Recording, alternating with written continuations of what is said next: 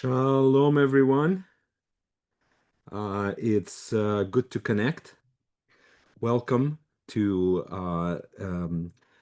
a conference, a seminar-based conference by Israel Institute of Biblical Studies. We're very happy to see you here. My name is Dr. Eli Lizorkin-Eisenberg, and I am joined here by my very good friend, and I think it would not be unfair to say one of our very best and beloved faculty members, Francois de Villers. I always wonder if I butcher his last name, but he told me I can do it the way the English people do it in South Africa, and uh, and butcher it the way I would like it. So hopefully that is still the case. So welcome everyone. Welcome to all of you who are taking part in this conference live, meaningly you are in this room together with us at the same time. And welcome also to those people that will be watching us in recording, which by the time you get the recording, it will be later, but you will be listening to us as well. And I want to thank you very much for giving us, Francois and myself, you can call me Eli, a wonderful opportunity to think together, together with you, think through a very important topic of Bible translation, Bible translation. So, few housekeeping items that I wanted to mention is it would be absolutely wonderful if Francois and I can have some kind of feedback from you. Now, you could see from time to time that there's some hearts going up and a celebration emojis going up through the screen. I think there you go, a couple of hearts. Hearts are going up. Those of you who are new to Zoom, let me just call your attention to most probably it's at the bottom of your screen, something that should look like a heart. If you click on it, there's different emojis that are available to you. So from time to time, Francois and I will crack up a joke. Now, sometimes we will crack up very unfunny jokes, but sometimes if we succeed, we may even be funny. So if you think it's funny, you just click uh, something like that. And this way, we know that you're tracking. And thank you. There you go. I could see that you may even found this a bit funny, so that's good. And sometimes you would say, "Oh, I really love this point that he just made." Okay, so you can do that kind of thing. And then if you just think that uh, you just really got a light bulb moment, like wow, like you never thought of it this way, you never knew it. You could use a racket, or you could use a balloon. Look at that. All right. So basically, folks, let's have fun. And so keep your cursor or whatever device you're using always near this reaction button, so that you could give me and Francois a way to gauge your interest, your feedback, and probably the very worst for us is to have nothing going on, because that's how we could tell that we're losing you. We're losing you. So hopefully that will not happen. But it may. You never know. You never know. So we are, both Francois and I are in hope, in the name of our great God, that He will give us not only professional abilities to communicate what we need, what we thought of talking to talk with you about, but also some really divine insight, because in the end, all of our studies, all of our learning will come to naught if our Heavenly Father will, in His wisdom, decide not to grant all of us His insight, right? So it's extremely important. for all of us to in the end look to Him for for grace and for revelation. All right. Now, we called this conference something along the lines of how do I pick a best, a most accurate translation? Um, Now, Yoni, if you're still in the back, maybe you can spotlight me while I'm talking, and then Francois could be spotlighted while he's talking. I appreciate that. Thank you. Um, yeah, and in some way, I have to say from the very beginning that this is a question that we get, I get personally, almost a couple of times during the week. I'm sure Francois gets it on a regular basis as well, because people, modern followers of Jesus, they do realize that they're not reading the Bible in its original. I mean, that's just the truth, right? Everybody knows that the Bible was not written in any kind of English, if you're reading this in English, or in Spanish, or in Chinese, or in Russian, doesn't matter. Translation was not the language that was used originally.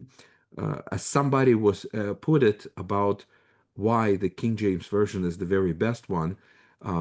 So that person said it was good enough for Apostle Paul, it would should be good enough for me.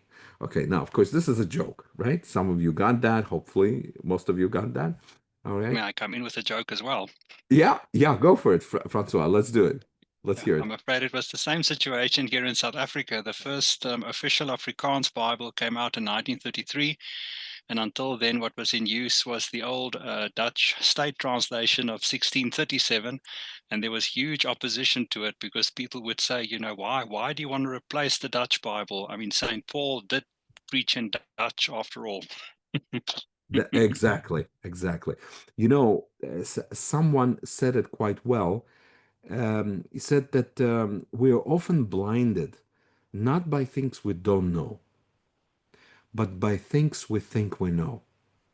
Okay, and this has to do with Jewish life and culture. The kind of things that how it can help us to rethink biblical stories that otherwise we think we know.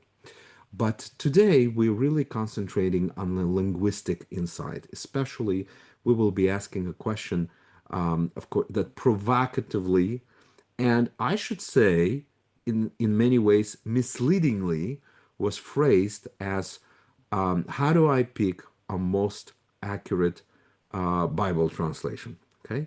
Now, I'll explain a little bit later why I think it was a misleading kind of title. Okay. Now, many of you already know why, but for those of you who don't, just hang in there for a little bit. Look, why is it that this question is even asked? The reason it's asked it is because people generally do not want to do the hard work of language study. So, in a sense, this is a really a shortcut question. Just tell me which of the Bibles that I can buy for $50 to resolve this big issue that we're not reading the Bible in its original. Just, just, I don't have the time for investing in God's word of learning the original language. I'm not interested in having this time. It's not worth my time and money and effort. But what I want you to tell me is just tell me what I should read. You know, that is the basically reflects the original.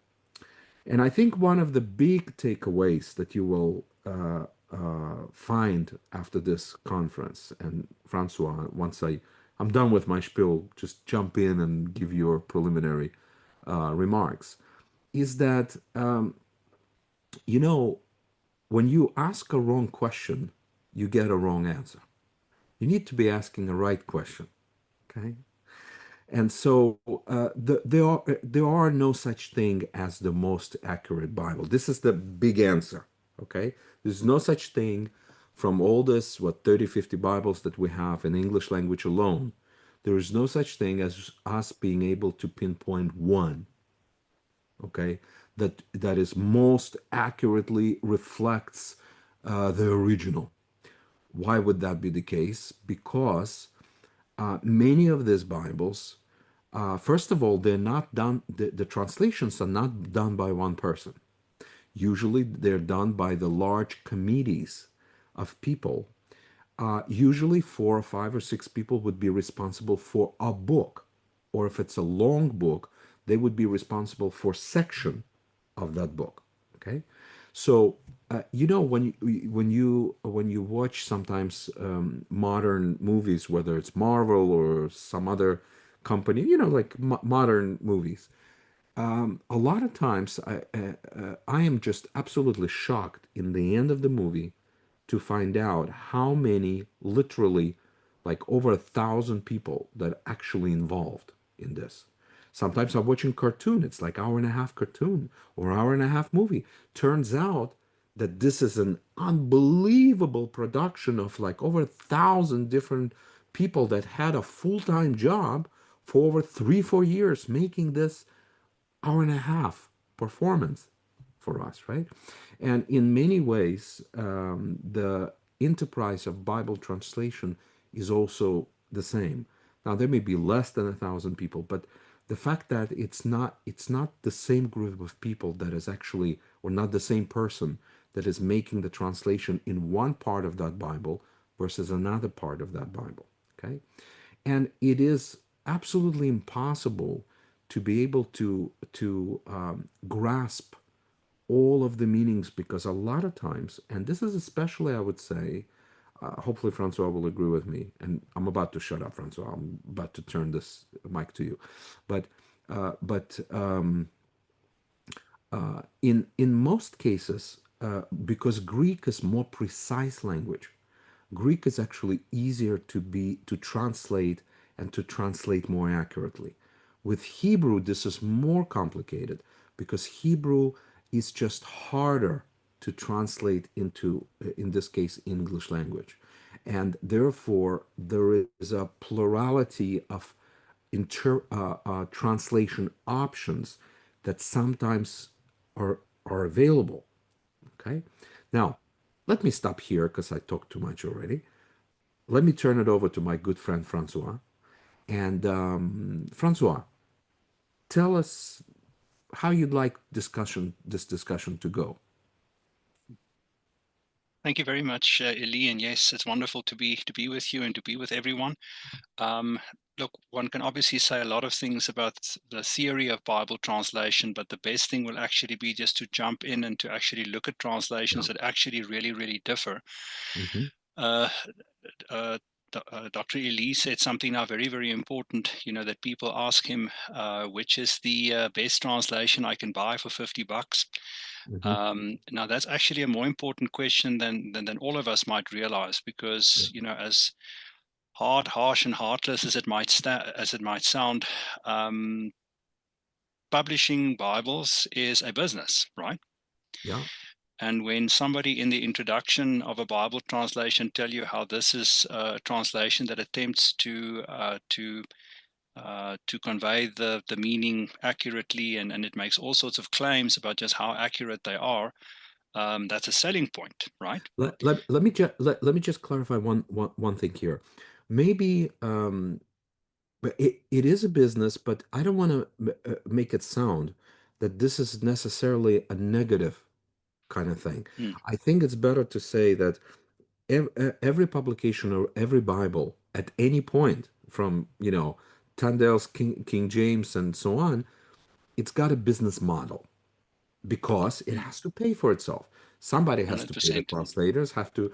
So there's nothing wrong in this. It's just reality. Back to you, Mm. Francois. Thank you. So as I say, the best is going to be just to, actually turn over to a few possibilities. And what I was now also, if I can just agree with Dr. Eli, if it, I did also Absolutely. not intend I did not intend to make a negative comment. What I intended to say was just that one must realize that Bible translations will have an introduction, and in that introduction, they will often make certain claims about how they believe that this translation is more or most accurate or not. So there are many Bible translations that make such a claim. Yet Mhm. Bible translations end up differing, and we will be looking at Bible Yeah, translations that definitely differ from each other, and we can discuss why the differences are there. And hopefully, you feel that we can answer also some of the inherent questions that you would yeah. have. Is it all right, Dr. Eli, if I share the screen and It, continue? it would, but since we're colleagues, why don't we just cut the Dr. Eli thing and just Eli, Francois? Eli, no problem. Francois, one last point that I want to make before you jump into actually showing this. I think it's also important for our not students, participants here, because there will be many participants here that have the same qualifications, theological and training qualifications wise, like you and I here. But so many of the listeners will be on the same level with us. So we welcome everyone on no matter what level of studies you currently engage in. But what's important also to understand that this is not just a Christian problem.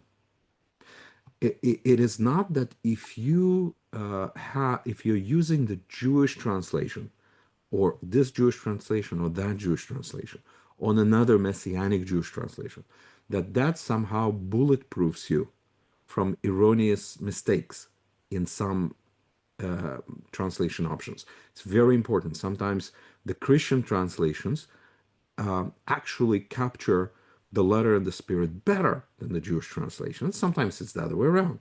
So, anyways, everything is up to for grabs here, and everything should be examined. You know, go ahead, Francois. Thank you. Is it all right if I share the screen? Yeah, yeah, yeah. Please do.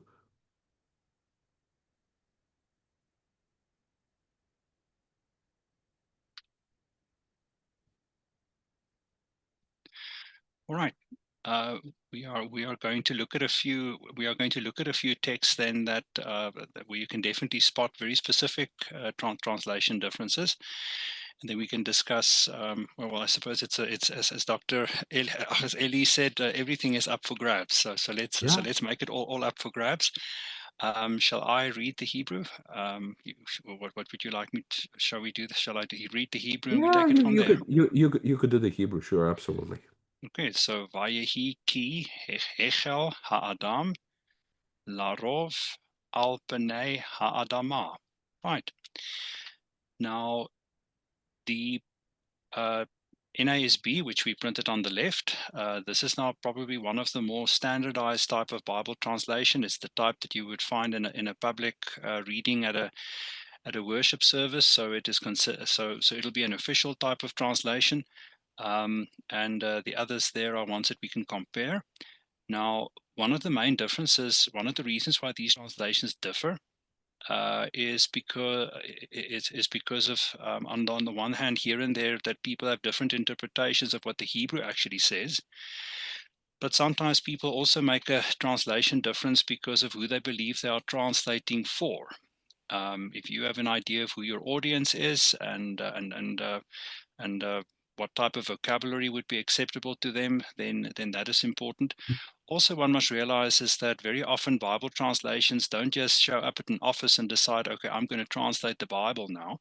Very often you find that many translations are made at the request of churches or whatever the case may be. And very often churches have a list of they have a list of requirements about what this translation must be like. All the translation, all the translators have instructions. Elise spoke about the beauty and the value of the King James a little bit, King James version a bit earlier. But even the King James Bibles translators had instructions from the king, what they were allowed to do and what they were not allowed to do, and what they must do if they are confronted with a difficult text. And that is the point where we are now going to see here. Often Bible translators, and Elise spoke about committees, right? They have a policy of what they are going to do when they come across difficult text. And here we come across a difficult text. If I can maybe translate literally and we take it from there, Bayehi, which means and it was and it happened, Ki, that, Ha-hechel, and I'm going to put a frame here because that's the word that people differ about. Usually this is translated as humankind began. That's the word for begin. That's very often how it is translated. They began to multiply upon the face of the earth. Now, what happens in a text like this is that something we must realize is that the most ancient manuscripts, at least the most ancient manuscripts written in Hebrew like this, would have looked something like this, right? No vowels. And very often, if you come across a difficult reading, what your more conservative Bible translations do, and the King James Bible and NASB and translations aligned with it, they follow a method that if there's a word or a text that's difficult to understand, they will at most try to rearrange the vowels around the text. They will keep the consonants the same, and they will try their best to rearrange the vowels. And Now, when just to yes, clarify, you folks saw that when Francois began to show you, you have the big symbols for those of you that do not know the alphabet and the vowels, and then you see under it there's all kinds of dots, right? Dots and dashes and so on. So those are vowels. This is the vowel system, and what Francois is saying is that the original Hebrew um, did not have the vowel system. So it would be like saying, I went to cut the tree, but it would be spelled something like, I went cut tr, and you have to right you have to fill in the vowels if you know the language. That's actually exactly how it is in the modern Hebrew today. Something is nobody in the modern Hebrew writes with vowels. Everybody writes only with consonants, and your assumption and it is assumed that you know what is that word about. Now at some point later, and actually later on we're going to be, if we get to this, right, Francois? we If I'll will. stop interrupting, finally, when we get to this, we will look at the very, very, very, very interesting text in Deuteronomy 32 verses 8 and 9, that the Dead Sea Scrolls, the Septuagint, and the Masoretic text, and you're looking at the Masoretic text right now, because it's the Masoretes that actually put in these vowels so that they can standardize for all the readers the proper pronunciation and in many cases actually the meaning of the Hebrew text that could have been read slightly different. I'm done, Francois. Mike, back to you. Thank you very much. Uh-huh. And if we then have a look at maybe what each translation did with these things, the most conventional translation, like the King James and the NASB, they will translate it that humankind began to multiply upon the land. So they understand this word in a certain way, that it means begin and begin to multiply, those two things together. But now we are talking about why translations differ and what is then the best one. Here's a very nice situation of where people might have the same understanding of what the Hebrew text is doing, but they might differ on what is the best way to convey it. So that's also a feature of why translations differ. The word that is usually translated as begin, begin to become many.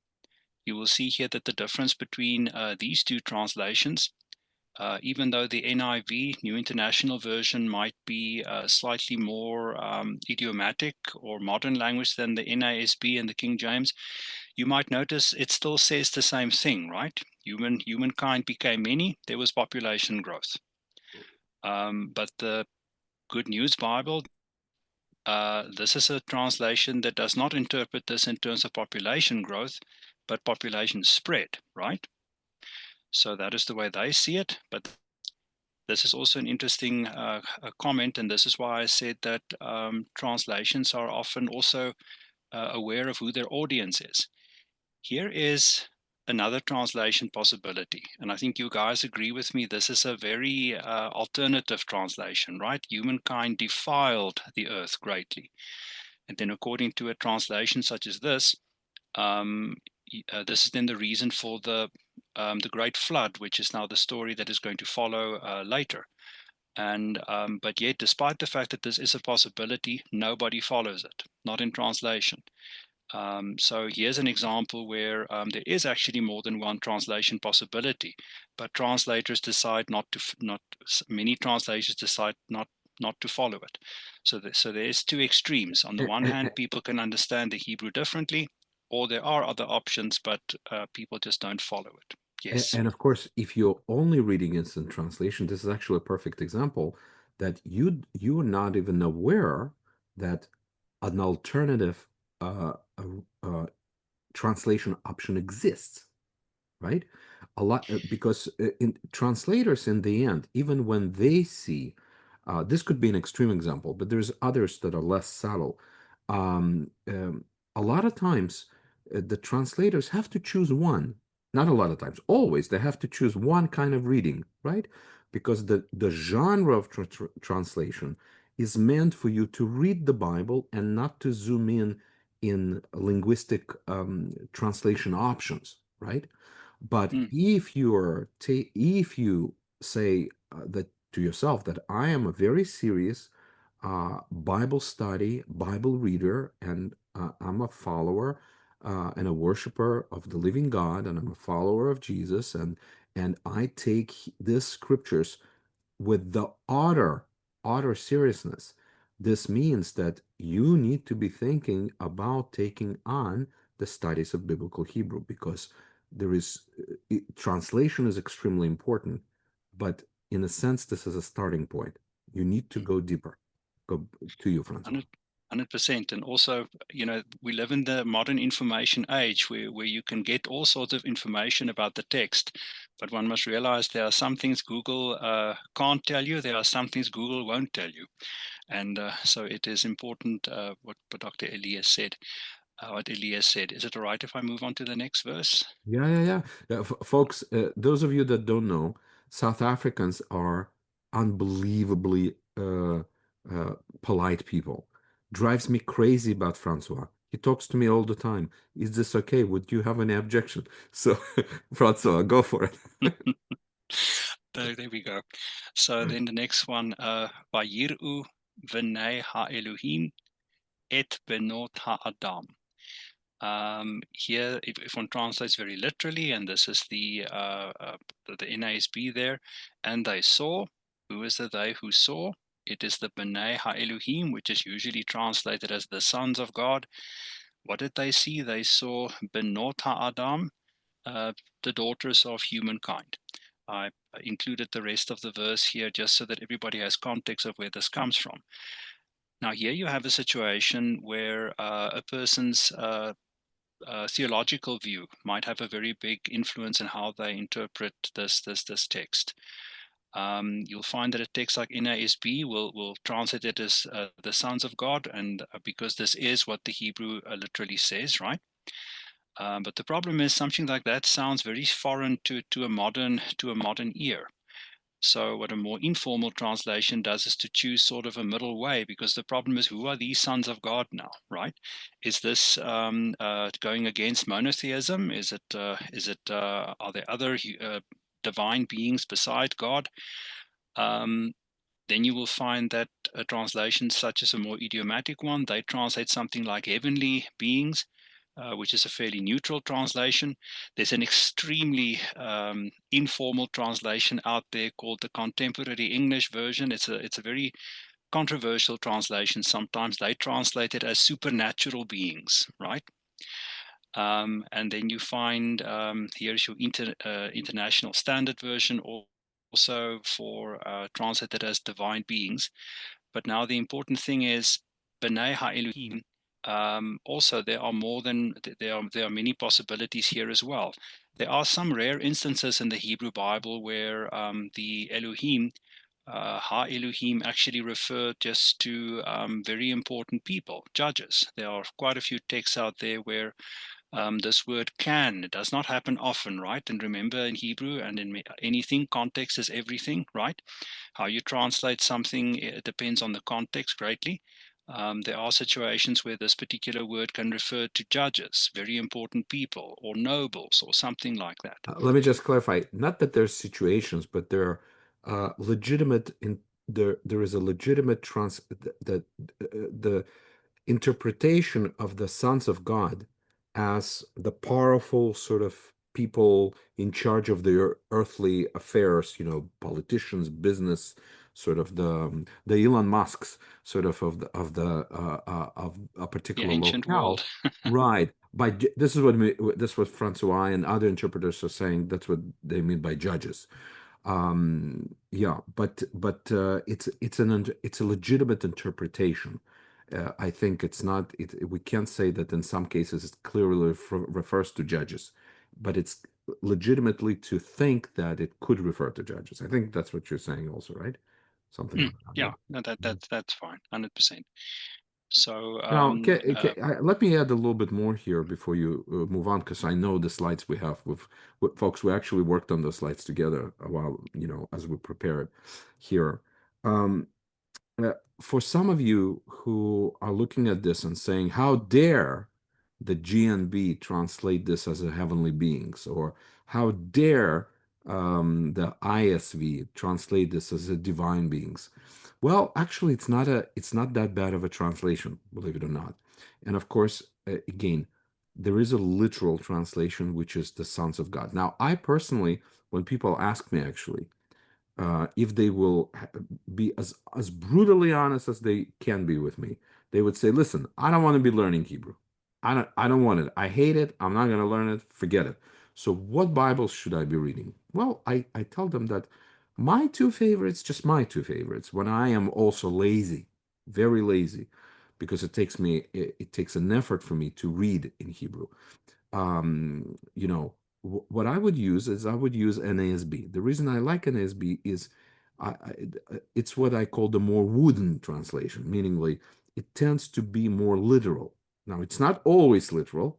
I can show you all kinds of places in NASB where all kinds of non-literal ideas are translated. But generally speaking, in comparison to others, if you're looking for more of a wooden literal translation, which I like, you should do NASB. So NASB does more of a word by word. It doesn't do a word by word, but it's more of a word by word. While, for example, NIV, New International Bible, or some people would jokingly say number one version, the idea there is something called dynamic equivalence, meaning they seek to translate not word by word, but thought by thought. Okay, that's always not the case, but that's the general direction. But anyways, about the sons of God, let me just mention this very, very, very quickly. We are, of course, used to the Son of God, the unique Son of God, and that's Christ Jesus, of course. But actually, if we read the Bible carefully and we read it thoroughly, we will find out that actually this verbiage of the sons of God is used great number of times. One particular text that is probably the most important text to consider, we actually don't have it on the slide here, but you can look it up later on. And look this up if you don't read Hebrew yet. Look this up in a bunch of different translations. And that would be Psalm, I believe, Psalm 82. Now, there it says that the Lord God, the Yud Hey Vav Hey, the Tetragrammaton God, the covenantal name of God, right? He is the one who stands in the assembly of other in the divine assembly. Okay, he stands in the assembly of other gods and he judges them. You'd say, wait a minute, where did you get this absolutely confused idea that other gods exist? Well, you should be reading your Bible more carefully. Because in the biblical worldview, both the so-called Old Testament and the so-called New Testament, actually other gods do exist. Okay? Now you would say, what do you mean? There is only one God. Yes, there is only one God, but the way we define it today we say God is someone who is all powerful, everywhere present, all knowing. Basically, it's the Lord God. Okay. Yes, of course, like that, there is only one God. But in the ancient times, people didn't use this kind of phraseology. Their terms were different back then. People back then thought that gods were basically superhumans. They were, any god was greater than a human, basically. And it was not a matter of um, how they were, like all knowing or all powerful. It didn't have to do with that. It had to do with the place of their residence.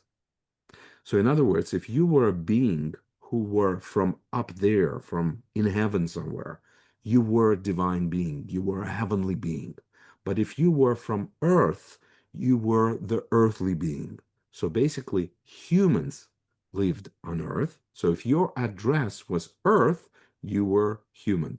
If your address were heaven, one of many heavens that turns out there is not just one, right? Then you were a heavenly being or divine being. It doesn't mean that you were the God in our modern, sense of the word. That's why you always have sons of God in the book of Job, for example, the oldest book of the Bible, come to report before God. And even Satan came among them. Satan is not one of the sons of God, but he came also to make a report to God, right? And so there's all kinds of but Psalm 82 is the most important one because there God, our God, the Lord God, rises up to announce judgment against other gods, you know. And so when the commandment is given to Israel that you shall not have any other gods before my face, meaningly that for Israel, the Jehovah God, the Lord God, can be the only God there is. There are other gods. It's stupid to argue that there aren't, but for you, O Israel, there should be only one God. And of course, all of you, through Christ, today are part of the same covenantal, both concept and community. So it all applies to you as well. But Francois, back to you. If I could, I'm sorry I gave a little of a background here, but perhaps some people were wondering what this is referring to. No, this is actually very important. Let's go back to what Elise said about, who translates. You usually have a committee, right? Mhm. Now, something one must realize is that in translation committees, you don't have only translators. You have theologians. You have people who interpret the text. So if Elie and I were ever to be on the same translation committee ever, and we will talk about when we do that, right? We Mhm. will we have to realize that this is why you have something like this. Elise sees stuff that I don't, and Mhm. and I see things that Elie doesn't. And we each bring a certain perspective and a certain corpus of knowledge which differs from the other. So this would be a brilliant insight for a situation like that. By the way, folks, you will have some questions come up in your minds. So make sure, if I can discourage everyone from using chat, go ahead and use the Q&A section. Type in your question. Once we run out of our material, we will actually go there and try to answer some of this. We may not be able to answer all, but Francois and I will go over the Q&A and see if we can answer that. Okay, so go ahead and Wonderful. pen it in there. Thank you very much. Okay, here's a fairly short phrase from a longer verse. Hanephilim hayu va'aretz ba yamim. Just a short little phrase. So here's a longer phrase. The Nephilim were on the earth, right? Now this is the word Hanephilim, which the King James Bible translates as giants. You'll see that the NASB just transliterates the actual Hebrew word. Hopefully, many of you who listened while I was reading this word heard that I actually said this word while I was reading. And these are then also two particular translation strategies. A text like the NASB says, we Nephilim is literally the word that is printed there, so that's what they just print over in the um, English. And the New Living Translation, they follow sort of a middle way. On the one hand, you have, they say, Nephilites and giant Nephilites. And basically, how the New Living Translation interprets this is that they interpret this sort of like whatever, it must have been a now distinct tribe that must have lived in that era at some stage. But based on the fact that traditionally this word is interpreted as giants by the King James, one must also realize the King James had a massive influence on other translations that would follow, right? The King James Bible interpreted this as giants, and therefore many other people just followed the idea. Right. Let me So jump in a little bit here, just to be fair to King James, which, by the way, any of you that are interested in King James, there is a somewhere on the internet, there is this fascinating, almost a stand-up comedy-like lecture by, I think he was a former Cambridge librarian who took part in studying, extensive studying of the types of people that actually engage in the translation of the King James. And the lecture is called I think it's called The Makings of the God's Secretaries, The Makings of the King James Bible. God's Secretaries, The Makings of the King James Bible. You guys will find this as first of all, very insightful and truly hilarious presentation. It's just really, really good. I remember it made a lot of things. But in defense of the King James translation, question is, where are they getting this giants thing, right? Well, remember how in the beginning I didn't try to confuse you, but perhaps I did. I mentioned three different types of witness to the original Hebrew text. Of course, original Hebrew text does not exist. Okay? There is not one museum, there is not one university, there is nowhere on the planet Earth that we have a manuscript of the original Isaiah or original Mosaic or the Gospels or anything. Nothing, nothing, nothing, nothing. We do not possess original of any single of a any scripture at all. Okay, this is both discouraging, but also if you understand this in the proper way, you can approach this correctly as well, because that was the same situation was already in the time of Jesus, and this is the good situation where you could say it was good enough for Jesus, it was good enough for me. Okay, so if Jesus lived already in the same time that he did not have in during his time any of the original documents, if he could handle it and still have a great faith, we should handle this as well. Okay. Now, where are so the three families of that are witnesses to the original Hebrew texts are one of them that I mentioned called the Masoretic text. And those of you who were not late in the webinar, you remember how Francois and I talked about the original Hebrew text was there without the vowels.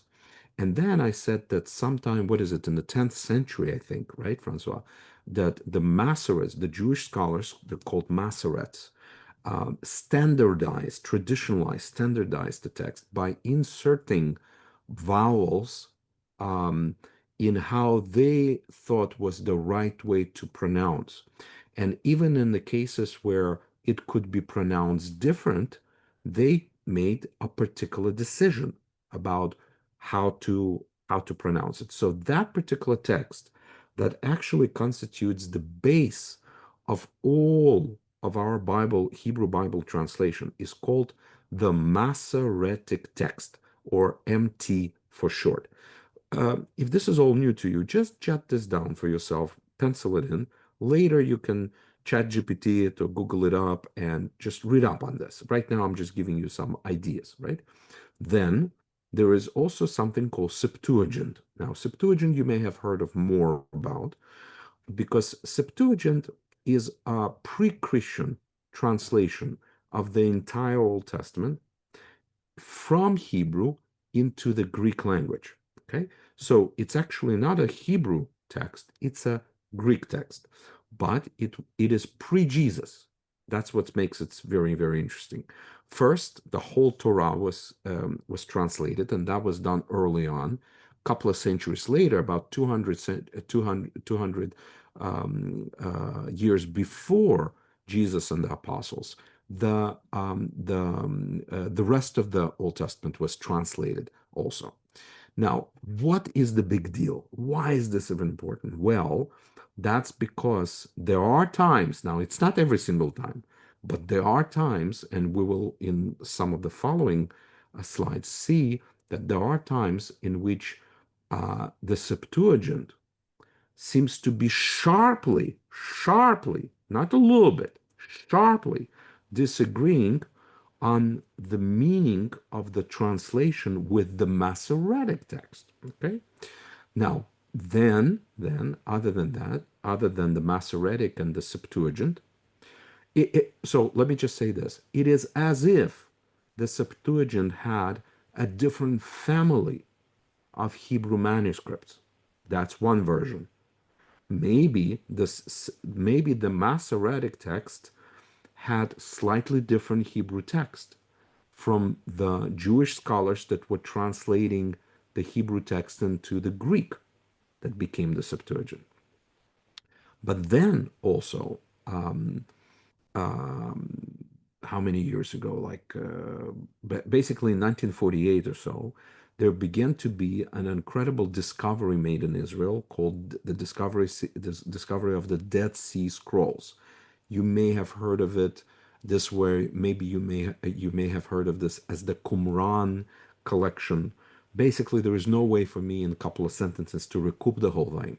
But let me just say this: that throughout actually many dozens of years, there were discovered 12, I think 12, maybe 13, but I think 12 various caves in the Judean desert where incredible amounts of ancient Hebrew material, and not just Hebrew, there were also Aramaic and Greek material, not the New Testament, but some things in Greek also were found there, basically was hidden away, and they were hidden in these caves for 2,000 years.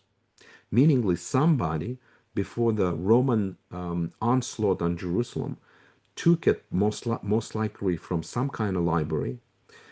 There's different versions of where they got this from exactly, and they hid it so that the Romans wouldn't burn this up as the sacred books of the Jews.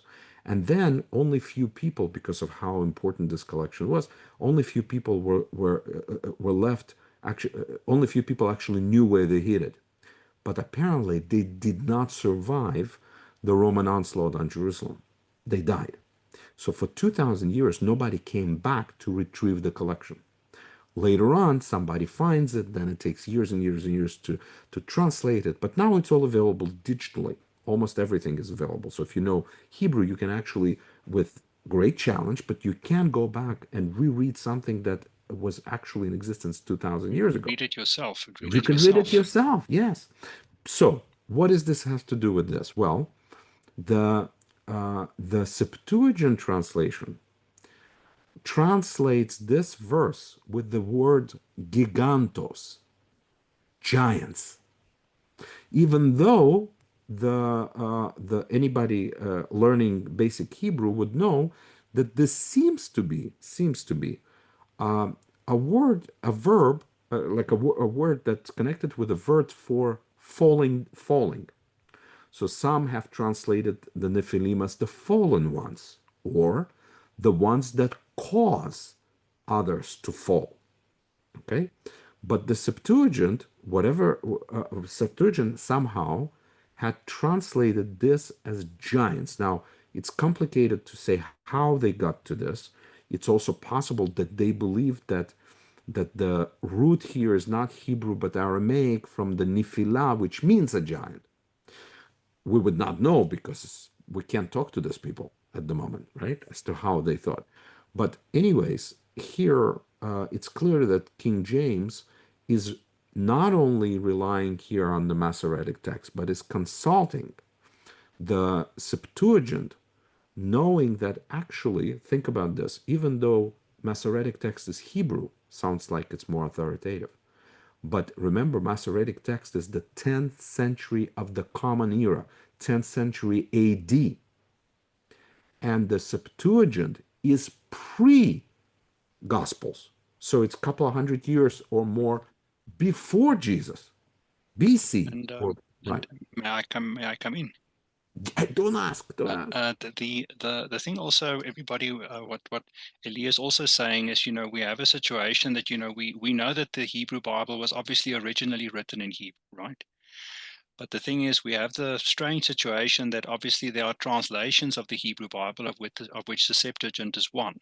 Now, because of those kind of discoveries in the desert, and the way texts were preserved, you have a Hebrew text of the 10th century, which is obviously a reflection of a reflection of what the original might have looked like. But now you have a translation of a Hebrew text, but the actual document that you can touch with your hands is older than the one that you have, than the actual Hebrew text. And the question is then always that if there is a different translation in the Septuagint, why? Is it because the Septuagint had a different looking Hebrew text in front of it than the one that we have? And that's where you have to weigh up. What do you think is the correct reading? Which is the most original reading? Um, because the Septuagint, the actual document, the physical document, is older than the Hebrew text that we have. Older by 12 centuries. By 12 centuries. But we don't have a parallel Hebrew text to it, right? And Mm. so, and the scary option, which I think we have to say that in some cases, at least this was the case, is that it seems that Masoretic text actually edited the original Hebrew, and we will, I think, prove it to you in the following slides. I think let's go Um, to the following yeah. slide, so that Mhm. because everybody has a sense of really exciting stuff coming up. So shall we go to the very exciting stuff, Eli? So Yeah. shall I read this? Yeah, let Yeah, me read this absolutely, sure. maybe, and then we take it from there. Behanchel Elyon Goyim Bahafrido B'nai Adam Yatsev Gevulot Amim Lemispar B'nai Yisrael. So I think that the NASB is pretty consistent with what the Hebrew says. I think the main important thing is here at the bottom, that the nations were given boundaries, etc., according to the number of the sons of Israel. And First of all, this is where. Mhm. can I just talk to the whole scandalous kind of meaning of this text? I mean, think about this, guys. Just I think unless you looked at this text before, this is shocking. This is kind of like shocking and surprising kind of verse. Think about this. When the Most High gave the nations their inheritance, when He separated the sons of mankind, He set the boundaries of the peoples according to the sons of Israel. How does this make any sense? Right? How is this having the number of the sons of Israel have anything to do with the separations of the of all of the humankinds? Now there were 70 nations that came out of Noah, because that's really Deuteronomy, of course, being the fifth book of Mosaic revelation, is really working out of Genesis, right, where there is 70 different nations coming out of Noah, right, and those are the 70, that's the number of the nations, right? So somehow, at least in the Masoretic text, which is what we're reading here, it says that somehow the nations were divided up according to the sons of Israel. Okay, so soon we will see that there's other options. Go ahead. 100%. We can maybe go to the other options immediately, Okay. because the situation is, there are different readings of this word, and I think you can immediately pick it up if you can see the ESV, English Standard Version. They translate it with sons of God, not children of God. I mean, not sorry, sons of God, not children of Israel. Children of Israel, Now, which is now, outrageous. It's not even close to being the same, right? mm, Like it's something And the different. thing is, Eli mentioned earlier about the possible reading that the King James Bible would have followed. The King James Bible would have used the Greek Septuagint as a possible resource to consult them. And obviously, because the King James Bible was an official translation for so very long, obviously that's why I said the King James Bible had a very big influence on future translations. And there is a Greek manuscript that reads not sons of God, but sons of angels. And then there is, and then obviously the actual Masoretic text that reads sons of Israel. And then you have a text in a Dead Sea Scroll that says sons of God.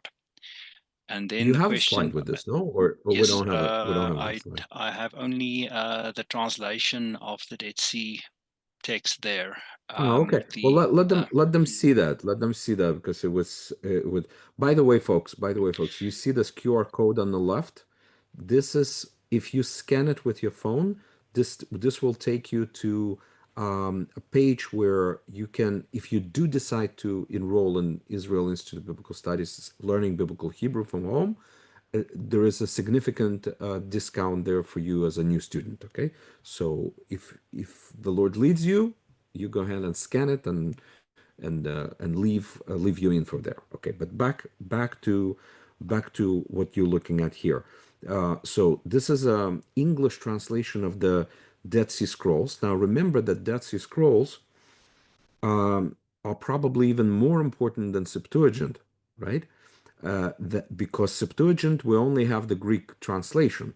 Now, the important thing about Septuagint is that it was done long time ago and before even the Gospels came about, before Jesus walked the earth. Septuagint was already translated from Hebrew to Greek.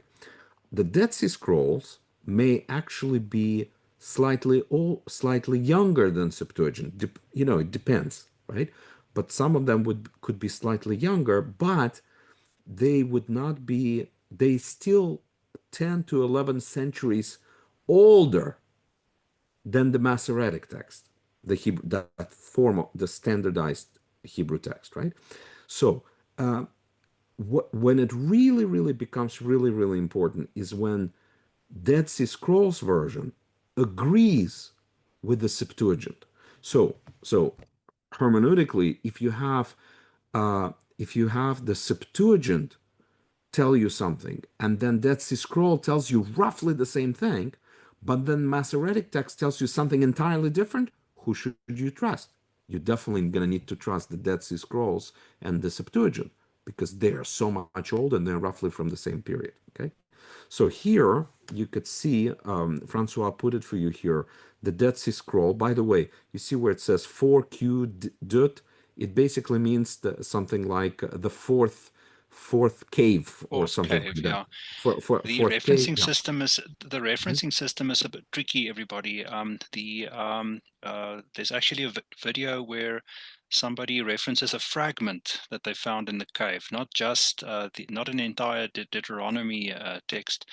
And I must admit those things go a bit above my head. But this is where I think Elias is more fluent than I am. So, but yeah, sorry, you were I, saying I I may about be the. more fluent than you, but it's still a lot of it's still over my head as well. I mean, folks, don't get us wrong. Mm, If you want to get into the very serious studies, it's going to take a lot more than that. But this will give you enough of to orient yourself. And so take a look. mm, It says then in the Dead Sea Scrolls version. So when Elyon, sort of like the Most High God, gave the nations as an inheritance. So it's not the nations that were given inheritance, but the nations were given into inheritance to somebody, right? When he separated the sons of man, that's a Hebrew parallelism. When something is stated and something else stated right next to it, and adds a little different, something else more on this to the original, to the first statement, right? Then he says, he set the boundaries of the peoples according to the number of Bnei El or Bnei Elohim. Okay, there's different versions of this in the Dead Sea Scrolls. Okay, for for the Lord's portion was his people. Jacob was the lot of his ancestors. So basically what this verse is saying, and already in Deuteronomy, that somehow the Lord had taken all the 70 nations and has assigned them to whoever the sons of God are. Now, most probably from what you get from everything else in the Bible, they're the high level. They're the family of God up on earth, in heaven. They're the heavenly There, beings. there's Um, even a translation out there that says that he divided them and then he gave to each nation its own guardian angel.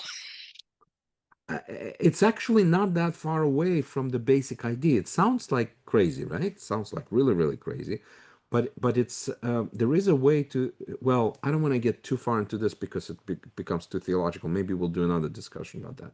But what you see here is that he separates the nations uh, onto different sons of God, but takes Israel as his inheritance. The Lord's inheritance is Israel. It's not all the nations get assigned to other sons of God, but Israel, Jacob, is the Lord's portion. Okay?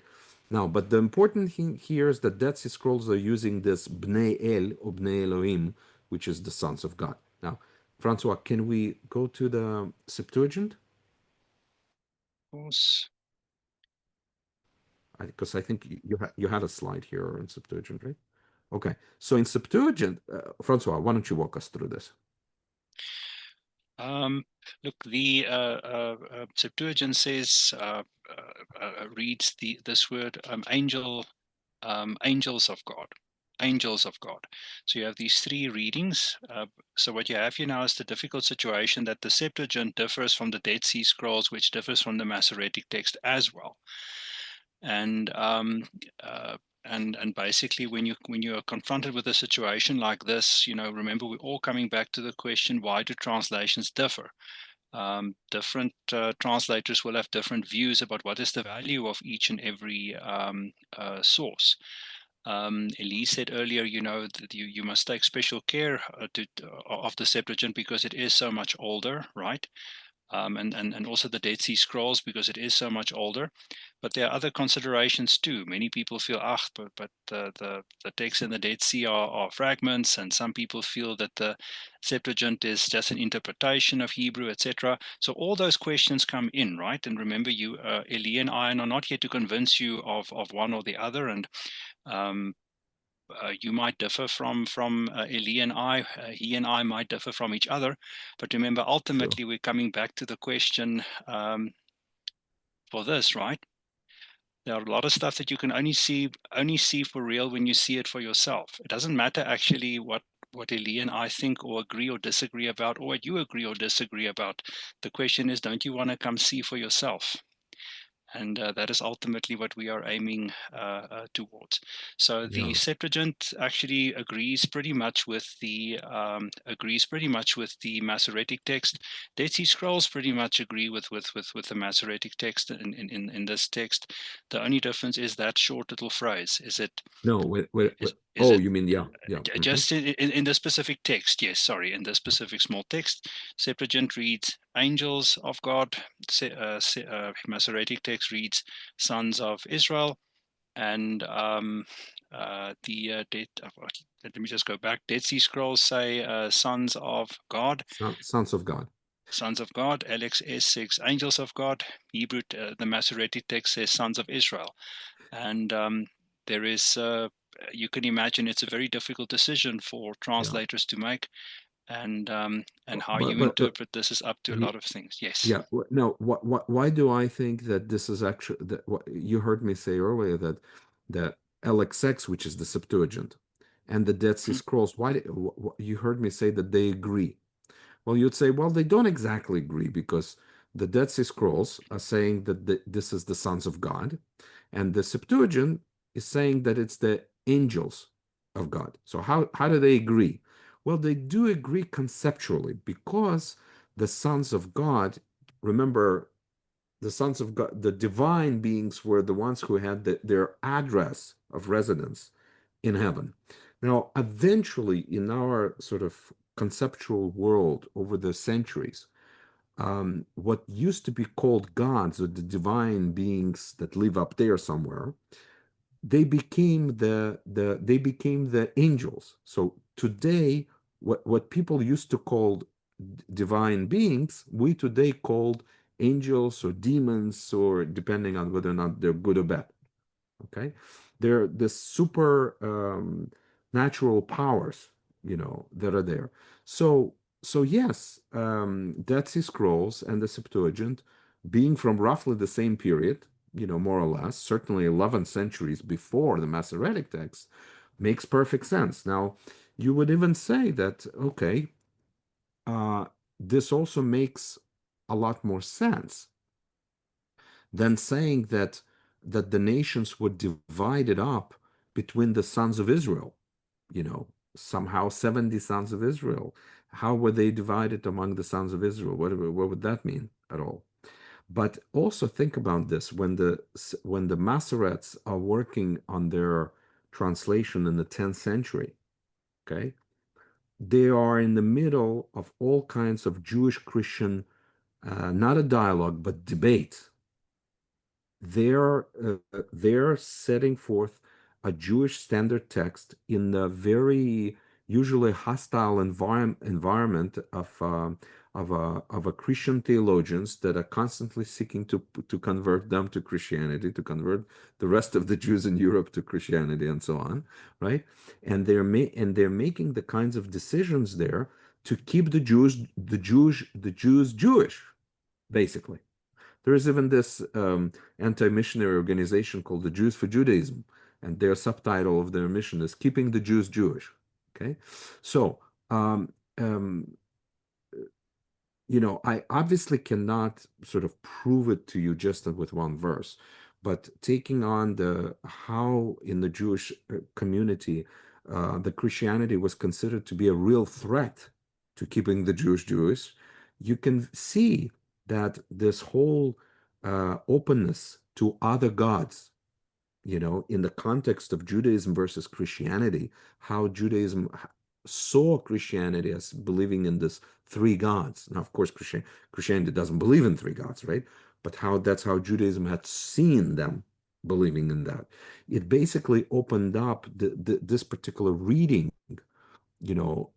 so it makes sense that they could have edited the text to to make it less problematic theologically. Now, this is a conjecture. This is a guess.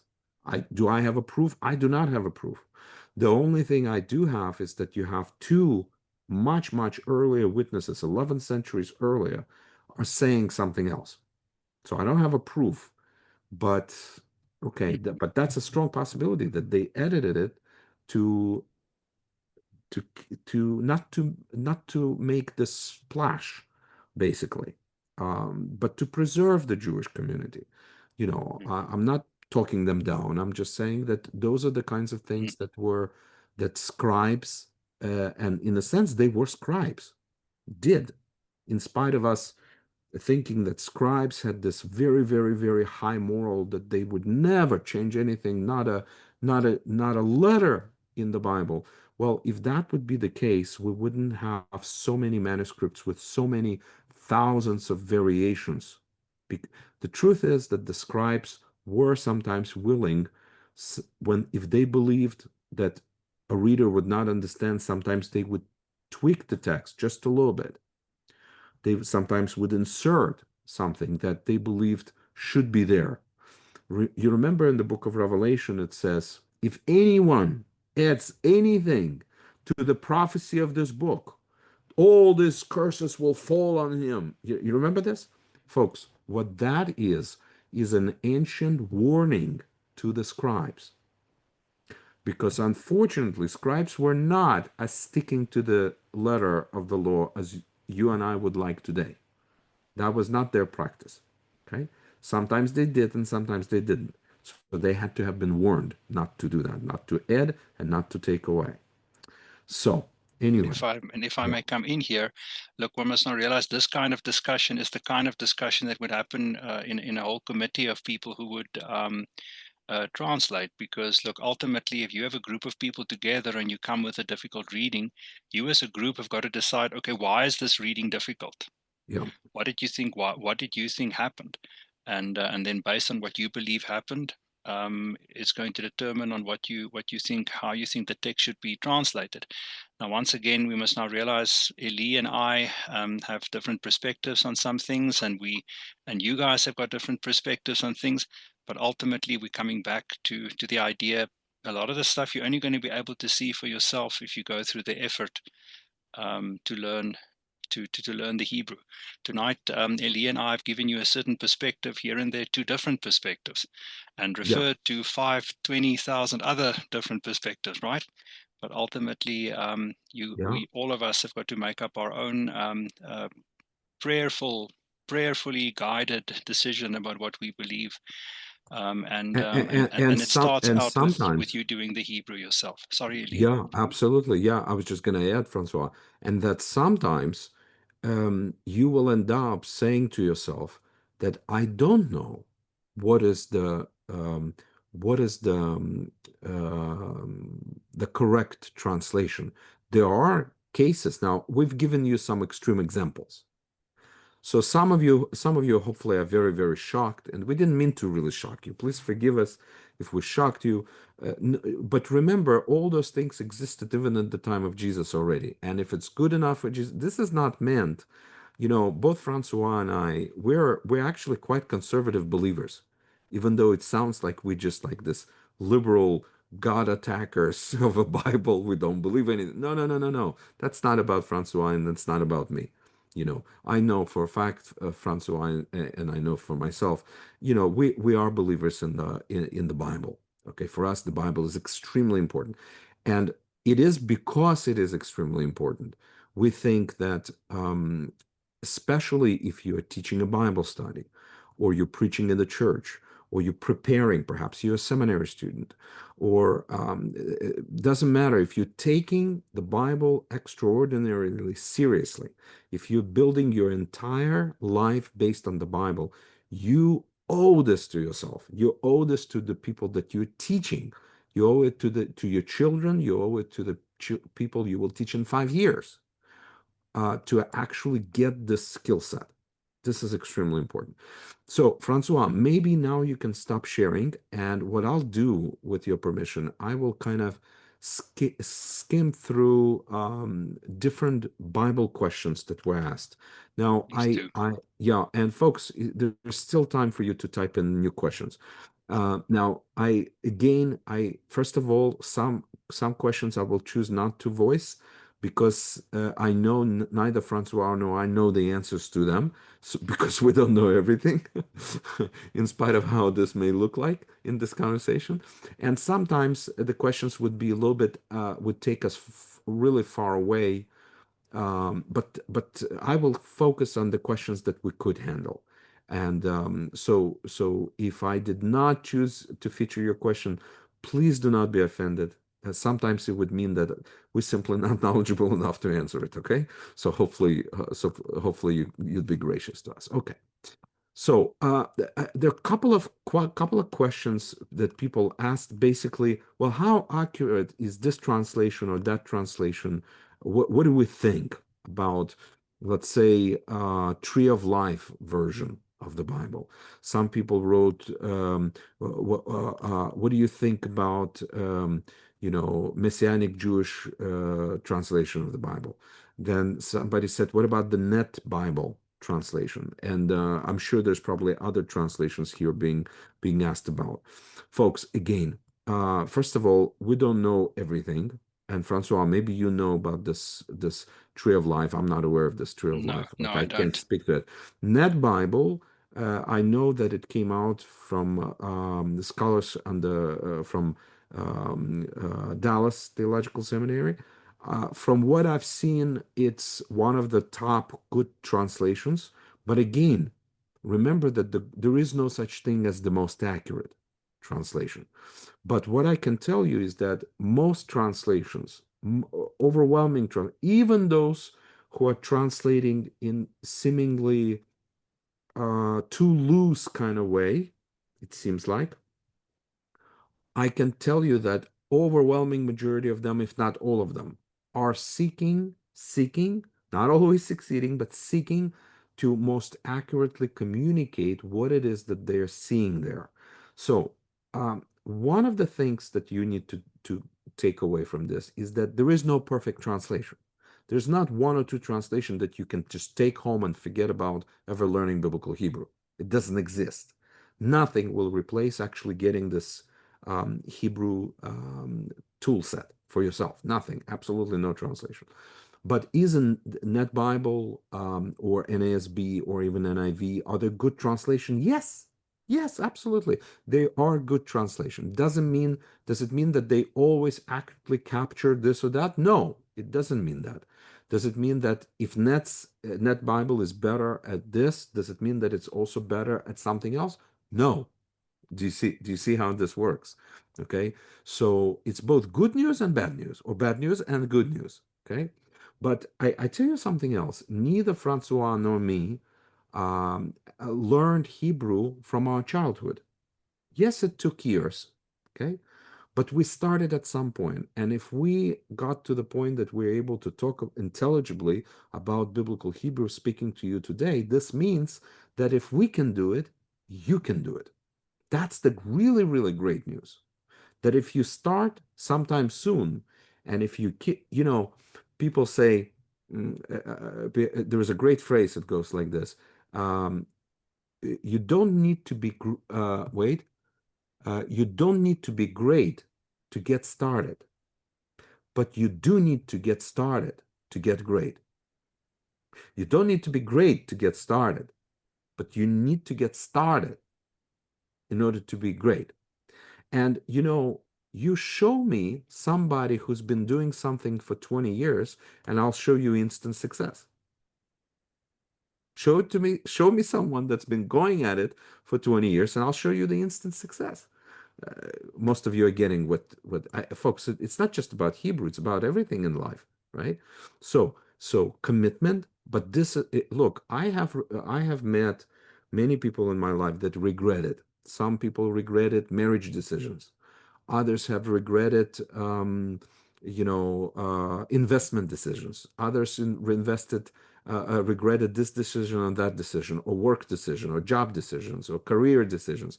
I am yet to meet one person. Maybe Francois met that person, but I don't know. I'm yet to meet a single person that regretted learning a language. I've never met a person who said, gee, I wish I did not invest in learning a language, that extra language, right? So let's go over some other things here. Um, Let me see if I can find the older comments. Okay, so I'll start with the older comments. Okay. Okay. How problematic is Passion version, which we of course don't know what that is? Mark, thank you for asking this question. For example, Psalm 23 is translated as "The Lord is my shepherd and my friend," and also includes a verse which appears to be a long sentence of added words towards the end.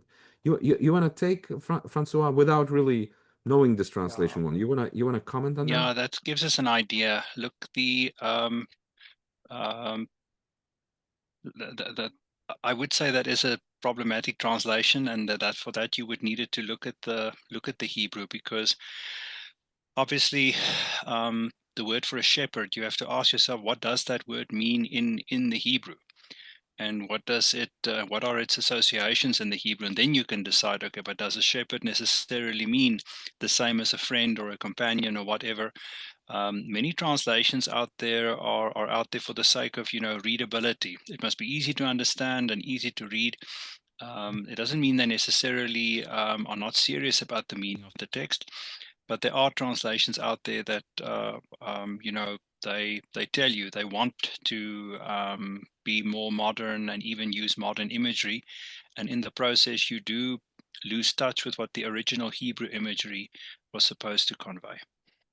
Okay. Thank you. Brandon is asking if you could only learn one language in addition to English, okay, what would you learn? Koine Greek or Hebrew? Okay, if I can take that question, and perhaps Francois, you can weigh in addition to that. But having studied both, I can tell you that you must definitely take Hebrew and not Greek. By the way, we do offer Greek at our school. It's not that, we're pushing Hebrew here versus Greek. But I could tell you several reasons. One of the most important reasons for learning biblical Hebrew first. And that is because actually Hebrew is easier of a language, even though it appears to be more difficult.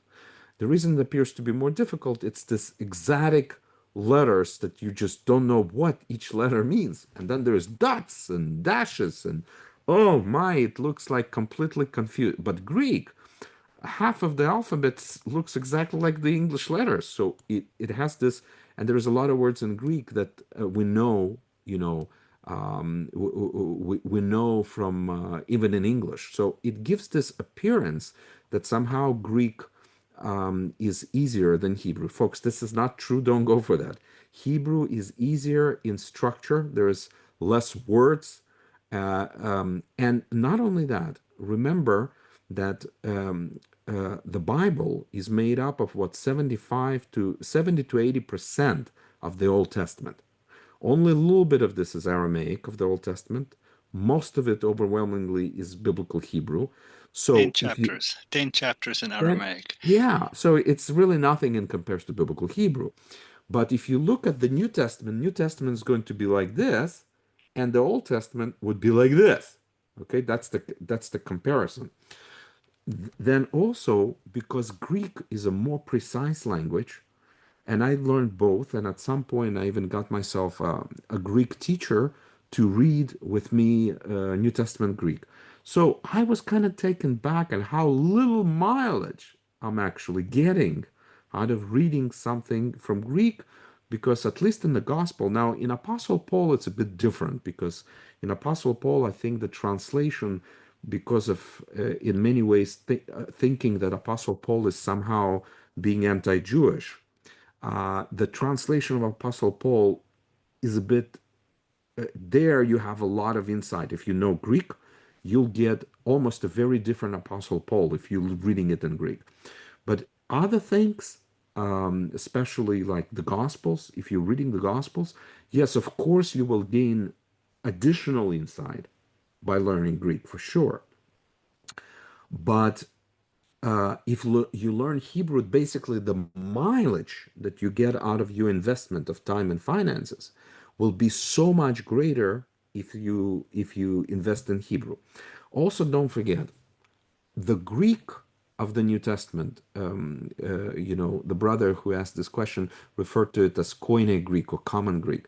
As somebody put it, there is nothing common about the Koine Greek of New Testament, because Koine Greek of New Testament should be better called Judea Koine Judea Greek, meaningly, it's Jews who thought Hebraically were writing the New Testament in Greek. It's very important.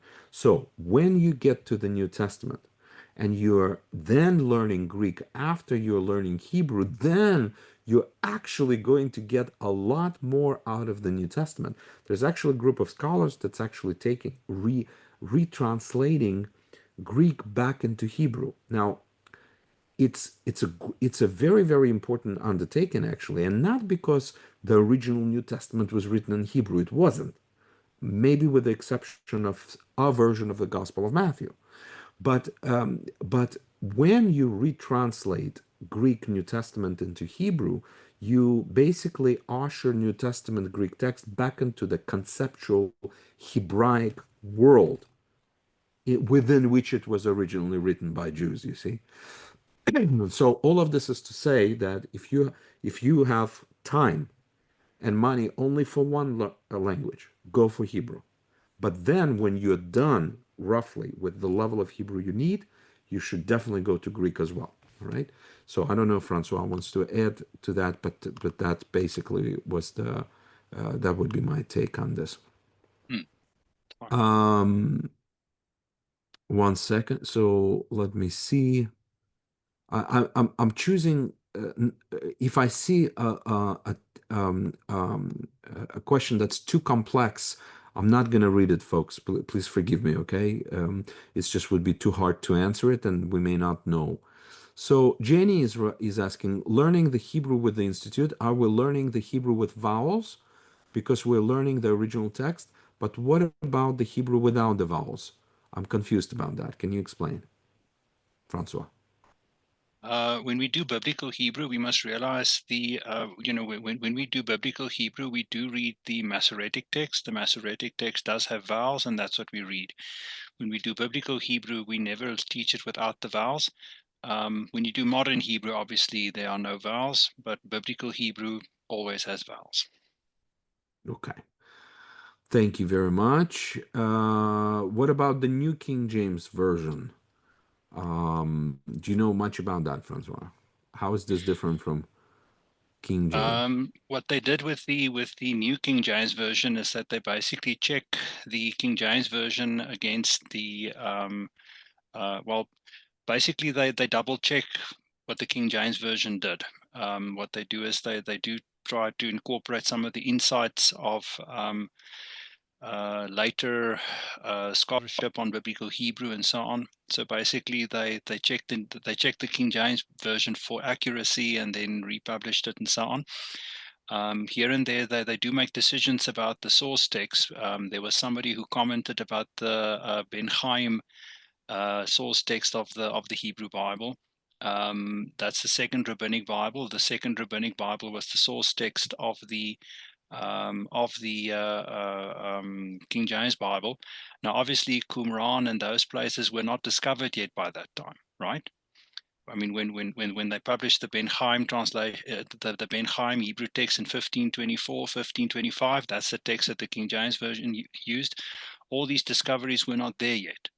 And then what they did with the New King James Version, they basically took all those things into account. But how exactly they took it into account is difficult to explain. But the point is, they tried to do justice to the fact that it has been 500 years. How many hundred years later? Obviously, there's been a lot of research into biblical Hebrew since then, and they try to incorporate it. Okay, Francois. Then Josie is asking, and and folks, this every single webinar somebody is asking this question. Hi, Josie. There and usually it begins with the. It always begins the same way. It goes like this. There is no J in Hebrew. Wait. And in Hebrew, Jesus, it's Yahshua, so it is more accurate to say Jesus or Yahshua. What can you tell us about that, Francois? And then maybe I'll weigh in as well. Okay, you're right. There is no J. There is no J.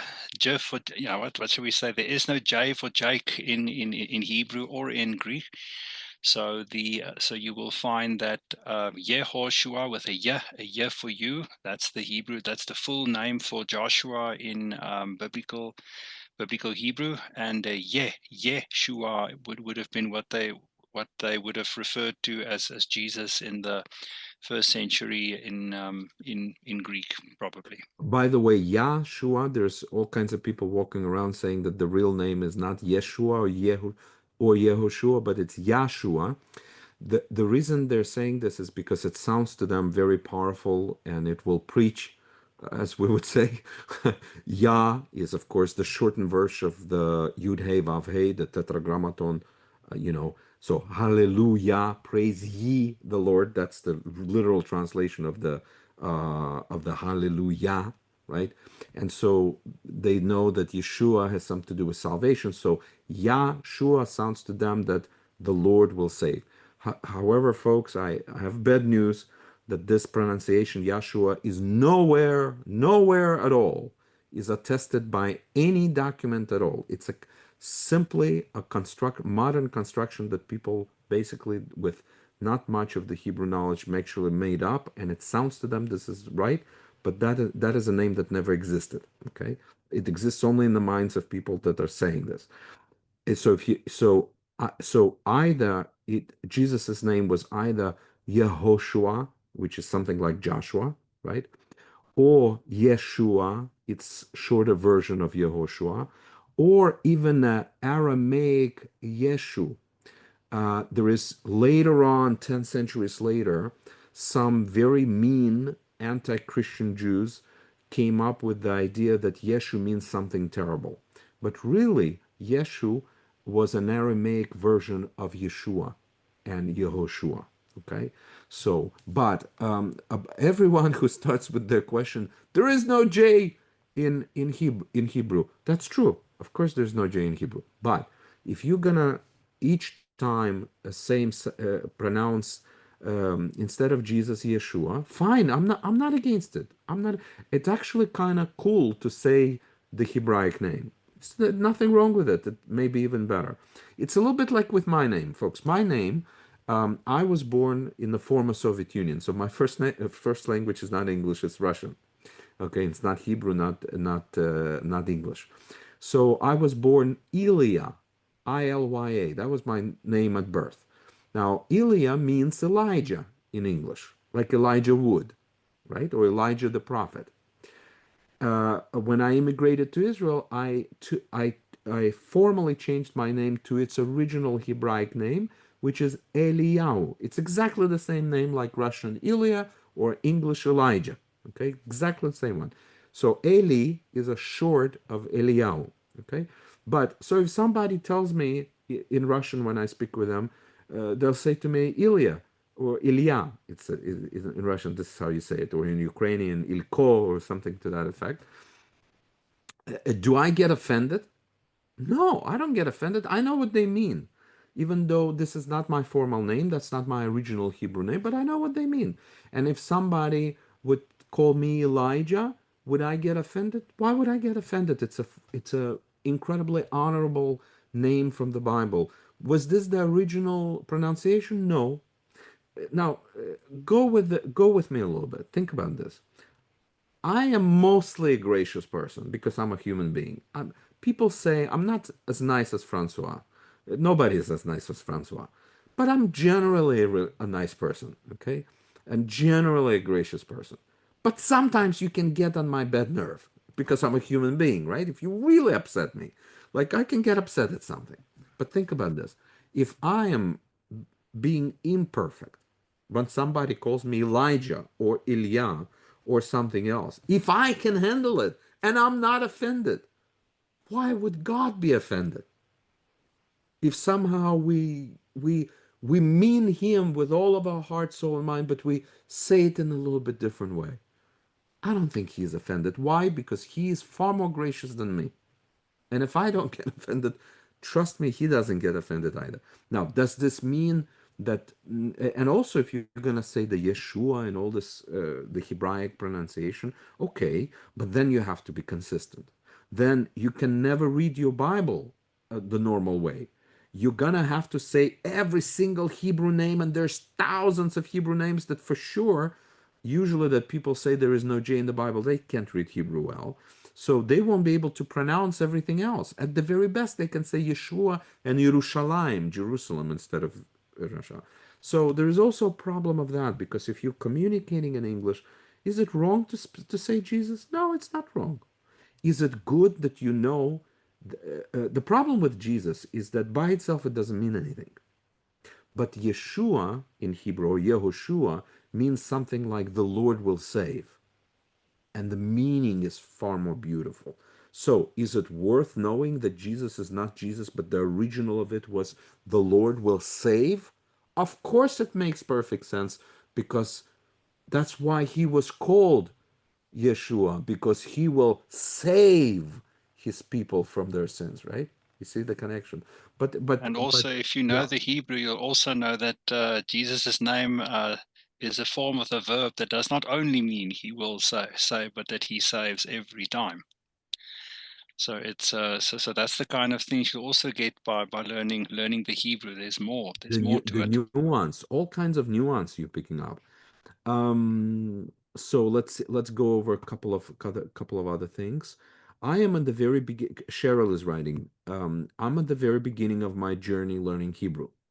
I'm curious about frequency of how often the differences in translations show up, either in real options in interpretation of the words or concept versus making the translation fit their theological viewpoint. How often are the variances attributed to these various differences? Can I say some? Can I say something? Yeah, yeah, yeah. It's Um, for you. It's questions for you. Oh, all right. Yeah. Look, the problem is nobody actually makes a list and say, right, here are all the possible theological differences, and here are all the possible linguistic differences, and here is a clear indication where there was a theological reason for the decision. Nobody has ever compiled something like that that I know of, and um, yeah, nobody's ever compiled anything like that. So the short answer is, where do they do that? Um, I think the short answer to where do they do that? Where does someone do that? The short answer is nobody does it. That's why you have Mhm. to look at each and every case individually, and that's where you, with your knowledge of the Hebrew, will be able to come to your own conclusion. Okay. Thank you. Hopefully, I'm pronouncing this name correctly. Windelin. I'm so sorry. I've never heard this name before, so hopefully it's somewhere close. Windelin is asking interesting question. She says, he or she says, I'm currently reading a book. Okay, the text jump on me, by David Hofbrand titled The Jewish Jesus. In it, he says something like the Gospels we read in English are translated from Greek text that was itself a translation from Hebrew sources. They describe the teachings of men who spoke Hebrew and Aramaic, not Greek. Would it be accurate to say that even though the New Testament was originally written in Koine Greek, it is still a translation of Hebrew and Aramaic? Okay. The whoever this guy David Hofbrandt is, he's absolutely wrong. He's absolutely wrong. Because um, it's a mistake to think that Jesus did not speak Greek. Folks, Jesus also spoke Greek.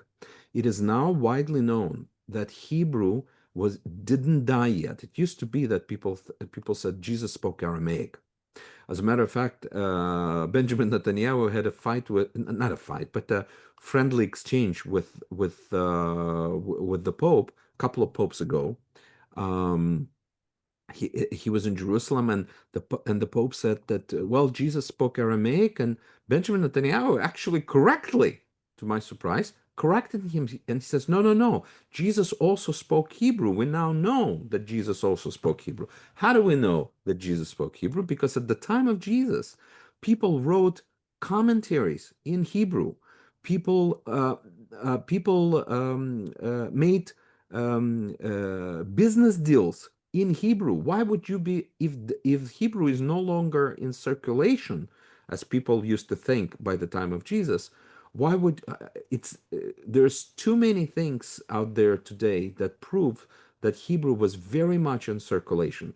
Now, was Aramaic also in circulation? Yes. And there are certain portions of the Holy Land and outside of the Holy Land where Jews lived where Aramaic would be spoken more or Hebrew was spoken less. It's natural, right? But Greek was also very much all over the Holy Land, even some Latin. So today, if you go to Israel, you'd say, okay, so what's the official language of Israel? Well, there's two. Well, there's two or three. I have to check. It's Hebrew Arabic, and maybe English. And I'm not sure English is official actually language of within Israel. But in all reality, you will see that a lot of Jews in Israel speak around three languages. So, for example, take me. I speak modern Hebrew. I speak fully Russian, and I speak English because I'm doing the this webinar in English, right? There a lot of times it would be French, Hebrew, and English, or English, German, and Hebrew. That's very common. So the ancient Israel at the time of Jesus was a multi language setting in which now obviously when Jesus met Samaritan woman, remember the Samaritan woman, they had to have spoken in Hebrew to one another because the Samaritan Israelites had also had full knowledge of Hebrew. Now, by the way, they also had their Torah translated at Greek for their expats in other places as well. But there is no question that Jesus spoke Hebrew to in some cases, but there is nothing it's not wrong to think that Greek was also used and known extremely well.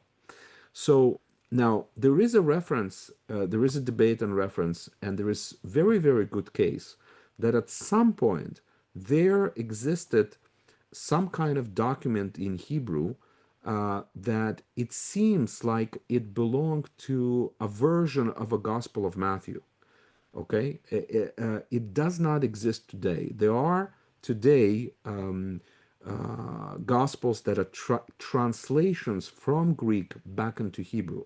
For example, there is a document in Cambridge that basically a lot of people are thinking this is the original Hebrew of the New Testament and the original Hebrew of the Gospels. But when you begin to personally, I looked at the book of Revelation in Hebrew there, and I could see that whoever wrote this in Hebrew was an excellent linguist, but he didn't know Judaism. I could tell that this is a Christian man translating from Greek back into Hebrew, did an excellent job, but he doesn't understand Jewish thinking. He doesn't understand. So a lot of times he, instead of translating it as a Jew would read it, he translated it as a Christian would read it. And I could see that there is very little knowledge of a Jewish life and culture in that person. So there is no way under heaven that this is the original and Greek is the translation. And remember that Greek, even though people today, it's very, very fashionable to go after the Greek and the West, and the Hebrew is the East, and somehow this is more, somehow it's better. Folks, it's not that it's better or worse. Um, Greek was the English of that time. So when I write my books, I don't write them in Hebrew and I don't write them in Russian, my mother tongue. I write them in English. Why? Because most of my audience is in English. This is how the Gospels were also written in Greek. Okay, sorry, I took a bit longer here. Okay, Arabella is asking, what is your opinion of ISV? Okay, Dr. Missler, hopefully I said this right, was my favorite Bible teacher, and he came up with fascinating translation, including Genesis 4:26. At that time, profaning the name of the Lord began. I believe that he said Josephus and others offered that verse's translation as well. Wow. So if you can comment on that, because Francois, you've already made that point a little bit, right? But perhaps you can. Yeah. Look, it's difficult to tell from off the cuff whether a translation is now right or wrong. I'll have to look at the text and think about it. But the thing is, that is a text where there are a lot of different possibilities, and also theologically, there are things that would guide a translator. So I'm afraid it's difficult for me to say what I think of that translation, but it is in line with the text we read this evening. You can find that there's a root that can have more than one meaning, and some people feel they choose the one or they choose the other, even though there is more than one possibility. That's an example of where there would be more than one possibility, and somebody chose one. Yeah. Our wonderful Eileen is hi is writing. Were not the Dead Sea Scrolls original Hebrew text, Francois Aureli? So maybe I can jump on that. Well, that's a big question. What we do know, Eileen, is that Dead Sea Scrolls were definitely older, older by at least 10 or 11 centuries than the traditional Hebrew text we have today, right? That we call the Masoretic text. But it was hidden sometime in the first century. When was it produced? It's very hard to tell when exactly a particular, because remember, Dead Sea Scroll is not a book. Dead Sea Scroll is Dead Sea Scrolls is a collection of about 900 various manuscripts, most of which are not even manuscripts, they're fragments. Every book of the Bible, with exception of the book of Esther, is found there. But then some of the books of the Bible are found in a little tiny section like this. Okay, so is it easy to a lot of it is destroyed and lost. So, are the Dead Sea Scrolls original? No, they're not original. They're Dead Sea Scrolls are also not original. They're also copies. because back then there was no printing press. People had to copy, scrupulously copy the previous versions. They're not originals, but are there significant witnesses to the original? Yes, and I think that's an important way to say. Is the Masoretic text a witness to the original? Yes. Is the Septuagint translation a witness to the original? Yes. Are the Dead Sea Scrolls witnesses to the original? Yes.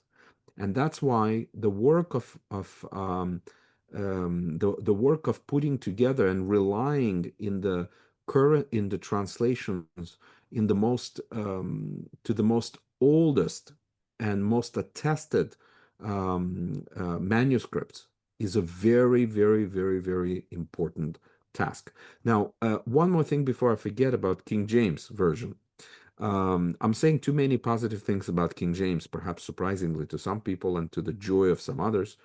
But I could tell you this, that no translation exists, with possible exception of the translation by a modern Jewish Hebrew scholar, Robert Alter, of the Old Testament, that seeks to take, that pays attention to Hebrew rhythm and poetry, because all of the modern translation couldn't care less about Hebrew rhythm and poetry. They don't care about this. What they care about is meaning and accuracy and readability. Those are all modern concepts.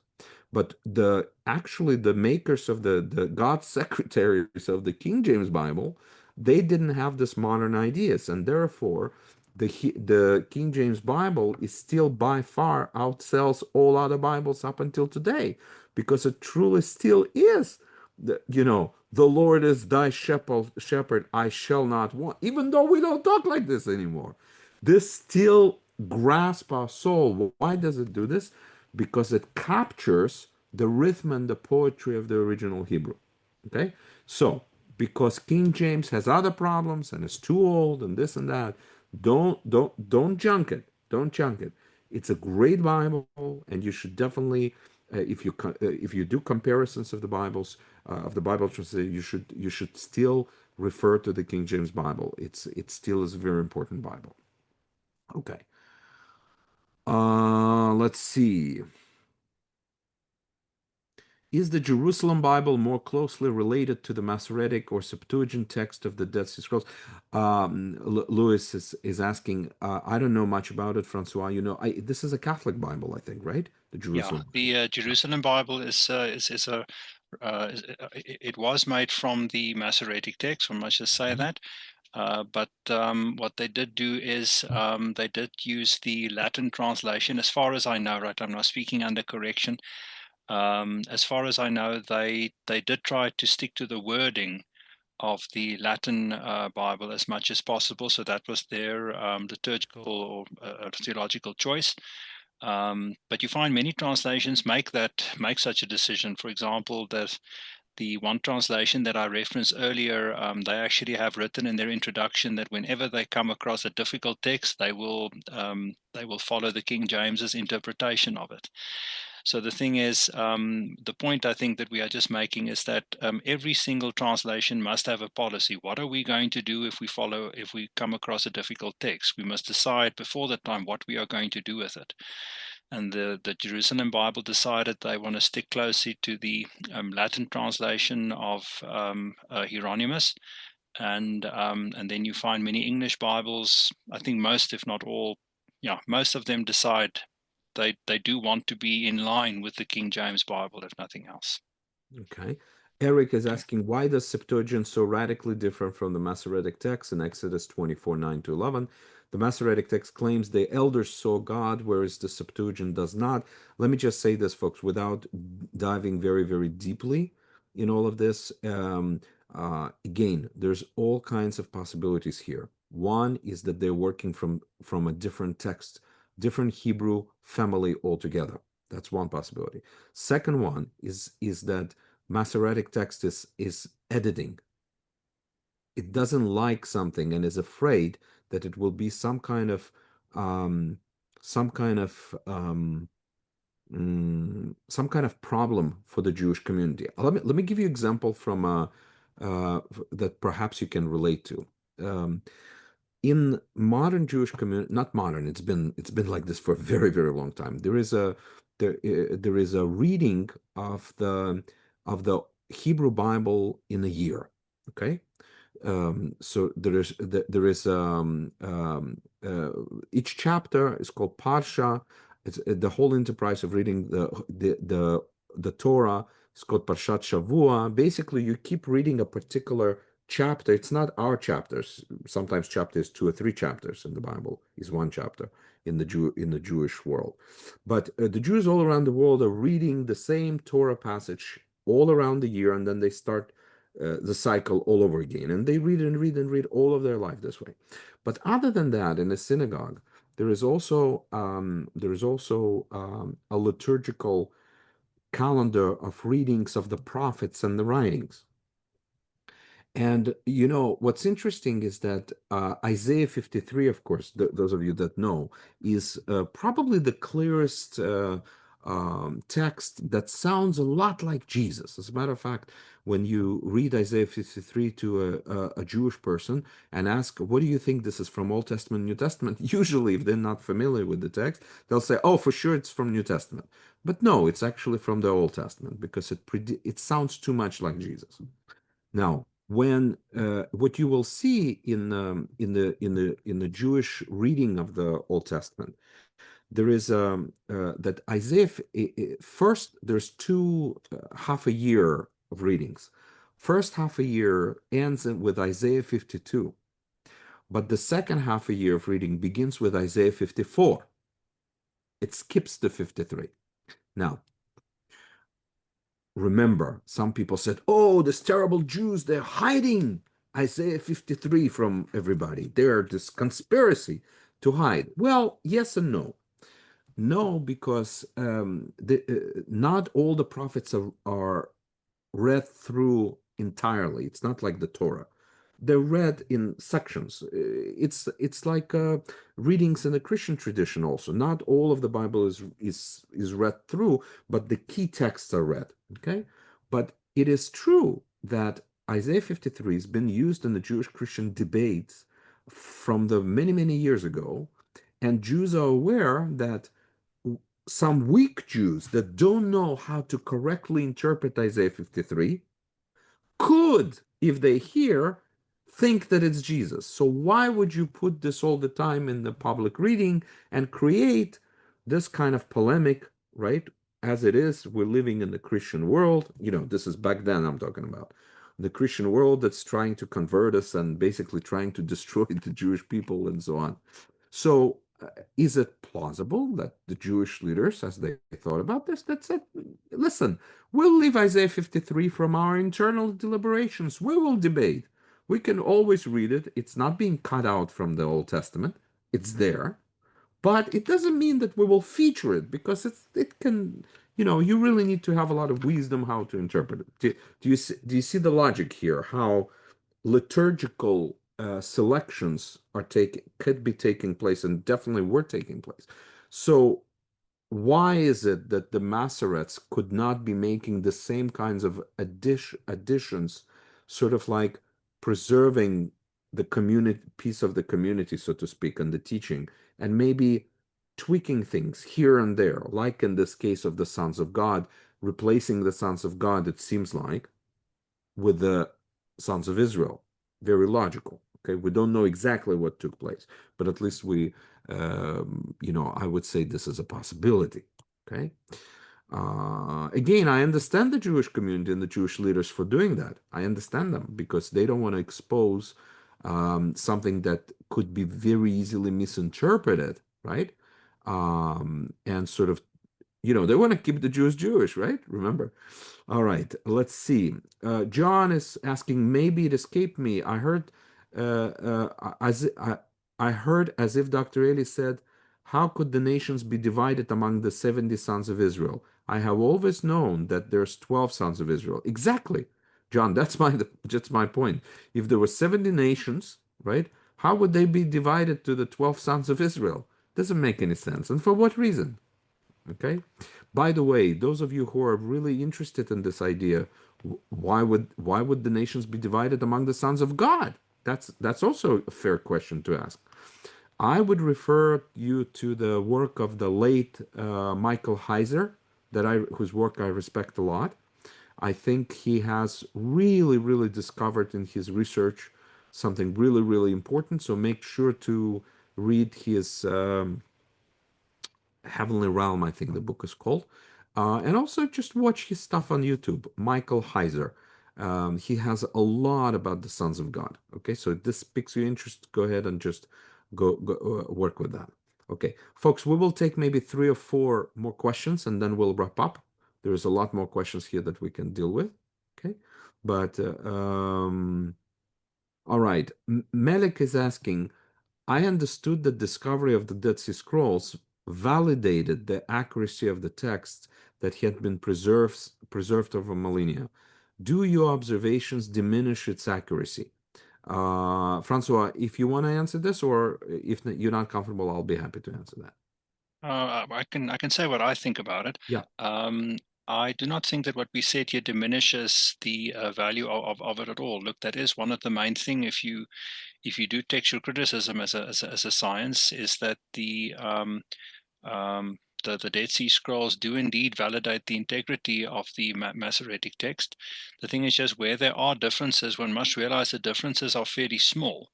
And the uh, Yeah, I think that is enough from my side. So the short answer is that does the stuff that Ellie and I said say, does it harm the integrity of the Masoretic text? The short answer is no.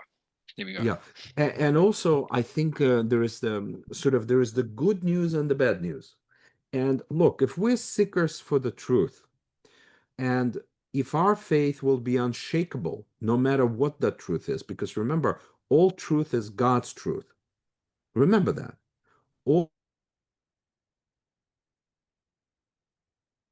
truth. We never should be afraid of truth because all truth will ultimately lead you to God. Okay? To be afraid of here. So, what's the good news? The good news is this all these people that were saying is that because we have copies of copies of copies of copies, there was never a printing press, right? To stop the making copies that you can't trust anything. So basically, before the discovery of the Dead Sea Scroll, a lot of people are saying this. That the people are still saying this because they don't understand that discovery of Dead Sea Scrolls destroys this argument. Basically, the Dead Sea Scrolls were there for 2,000 years, and the text that we're reading today in the Bible is virtually the same. It is virtually the same. So, in that sense, absolutely, Dead Sea Scrolls prove that our Bibles can be trusted. Okay. Now, that's the good news. Okay. The bad news is that it's nuanced. The answer is nuanced because, see, sometimes, like what we just shown you, the Dead Sea Scrolls, because they are offering a witness to the original Hebrew text that's much older by 11 centuries, to the earliest, Leningrad codexes, or something of a Masoretic text that we take today as a Masoretic text. It gives some variance, but what Francois had pointed out is true that those are usually smaller things. Now, are they important? To whom did the nations were sort of separated and assigned? To the sons of Israel, the sons of God? Is it important question? Folks, it is a very important question. But usually these kinds of differences are not this earth-shattering and not overwhelming majority. The overwhelming majority is roughly the same. What you're reading in the Masoretic text is roughly the same what's in the Dead Sea Scrolls. Overwhelmingly the same. Let me just say this. From time to time, there is different reading. So, again, uh, if your faith cannot handle this truth, uh, okay, your faith is not strong. Okay? Because if your faith is strong, it can handle this because that is the fact. That is the truth. And I can tell you, folks, my faith today, that now that I know this, is not weaker. It is stronger than before. I remember when I was a teenager, first arriving to New York City and opening an NIV, and I was reading something, and then I already learned enough English, and I was learning NIV, and then I got to the point in the Gospel of Mark, chapter 16. Uh, in my Russian Bible, Gospel of Mark has a longer version of Gospel of Mark, where they're handling snakes and all this kind of stuff is happening.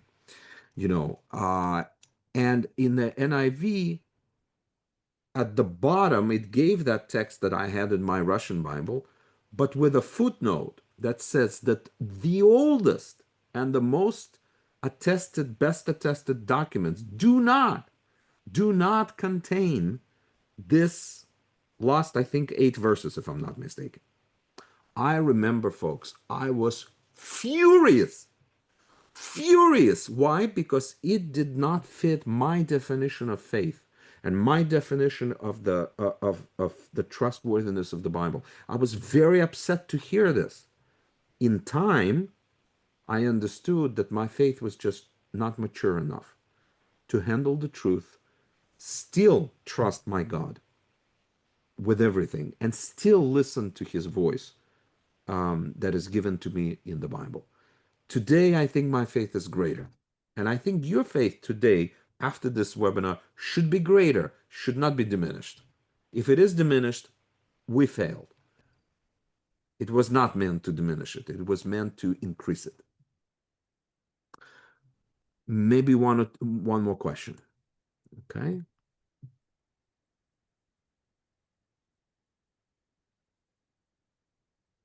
Okay, and that would be the last question for today. So please, please, please, my dearest friends, forgive me. I'm relying on your graciousness, not to be upset with me for not reading the rest of the questions, but we're out of time. So this is the last one. Gideon Tan is asking, and Francois, maybe you can be the last person to comment. So, uh, is it a must to learn Hebrew language then only to read the Hebrew Bible for better understanding? Or can I read normal translation while I reference it back to Hebrew word little by little? It's an excellent question, actually. Hmm. Look, the question is more about how do you make sense of the Hebrew while you are learning, and also what do you want to use it for? No, no, no, no. He's asking, is there just a choice between either I switch to reading completely from Hebrew, which will take me many years to completely just read it without referencing the translation, or I should learn Hebrew to the level that I could read the translation and then from time to time, maybe even parallel to my reading of the translation, I will also read the Hebrew and compare and do the work studies. Can I do that? Is it okay to do that second version? That's what he's asking. Uh, I think maybe you should take the question. I'm struggling to follow the question. Yeah. Maybe Okay. So over here it is content over here it I'll is be happy. content 10 p.m. now. I'm sorry. Yes, Please forgive me. sure, sure, sure. I'll be happy to do that. Gideon, the answer to your question is of course, if you are able, if you begin now, or if you have begun a year ago, and you would go on for like 7 years, and you're super, super disciplined, and you at some point can begin reading the Bible just in Hebrew without even translation at all, more power to you. Okay, obviously this is phenomenal, and if you can go in front of your congregation and expound on the text without even having a translation, like my former professor at Reformed Theological Seminary, Bruce Waltke, would come out with just the biblical Hebrew text, and he'll just read out of it and preach out of that. Fantastic. That's great. But there is nothing wrong with you continue to use good translations like NSB, like NIV, like NetBible, like other translations that were mentioned. But especially in the places where they're disagreeing, you can say stop right there. Let's look what it says in Hebrew. Let's take a look and let's see what other translation options are there. And I think this is where most Christian believers and those who are learning the Hebrew for themselves or learning the Hebrew for being able to better teach, more faithfully teach God's word to their audiences, this is where most mileage that they can get out of learning Hebrew is to be able to pick up on some kind of nuance that you can only see, some kind of nuance where the Bible will go from a particular text will go from black and white into color. For example, where it says, Jacob I loved, but Esau I hated. Okay, it's very hard to read this text because, especially because when you read the Torah story, you're kind of cheering for Esau. You're not cheering for Jacob. Jacob is the one that tries to dispossess his brother, who fakes to his lies to his father and does this whole horrible trick, right? You like what? I don't like Jacob. I don't like him. I like Esau. He's a hardworking man. He's providing for his family. He's honest. And then when Jacob actually comes to reconcile and thinks that Esau is going to just kill him, Esau turns out to be the most gracious man possible. He doesn't want any of the gifts that Jacob is offering him. He says, I am blessed beyond belief. I don't need anything. Please keep it, Jacob. Keep it. I'm so happy that we met and we're brothers again. And you go like, how is it that it says that Jacob I loved, but Esau I hated? Well, that's because the word soneh in biblical Hebrew and the word soneh in modern Hebrew means two different things. In modern Hebrew, it means hate, really like today. I hate something. But in the ancient Hebrew, soneh meant to love someone less or with a lesser kind of way or in a different kind of love. Like, in other words, God loved Jacob in a covenantal love, which he didn't love Esau. But it doesn't mean that he hated him in a modern sense. Do you see? So I think this is where you and others will get the most mileage out of learning with an excellent teacher like Francois. By the way, if you sign up, you can even ask the person who is going to sign you up for a course to study with Francois himself. Okay, they, they will. I'll get a call and I'll say, why did you say in the webinar that they can study with Francois? But you don't tell anybody that I said this. You just mention it and say, listen, I want to study, but I want to study with Francois. Okay, so you could do that. You could do that. So you could do that, and then you'll be able to take your Bible study to the next level. You'll be able to resolve so many difficulties, linguistic difficulties, a lot of them. Folks, we can talk about this forever and ever and ever and ever because we so love this, because it changed our life and we believe it can change yours also. Thank you so much for coming to this webinar. Um, um, you know, there was a great rabbi, Rabbi Hillel, who once said, don't ever say that I will study when I will have the time to study. Why? Because you may never have the time to study.